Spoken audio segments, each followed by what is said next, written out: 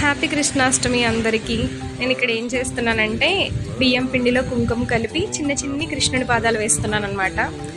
కుంకుమ కలపడానికి కారణం ఏంటంటే కృష్ణుని పాదాలు ఎర్రటి వర్ణంలో ఉంటాయని కథల్లో విన్నాం కదా, దానికోసమని. అలాగే ప్రతి పాదం దగ్గర ఫ్లవర్స్తో డెకరేట్ చేశాను. అలాగే పూజా గది మొత్తం కూడా ఈ విధంగా డెకరేట్ చేశాను.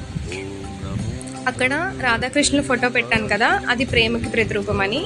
అలాగే అక్కడ ఉన్న ప్రసాదాలన్నీ కూడా అటుకులతో చేశానన్నమాట.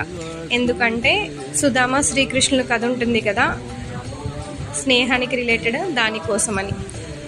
అలాగే లడ్డు గోపాల్ని కూడా పెట్టాను. ఆయనకి ఇష్టమైన ఆవుని కూడా అక్కడ ప్రతిష్ఠించాను.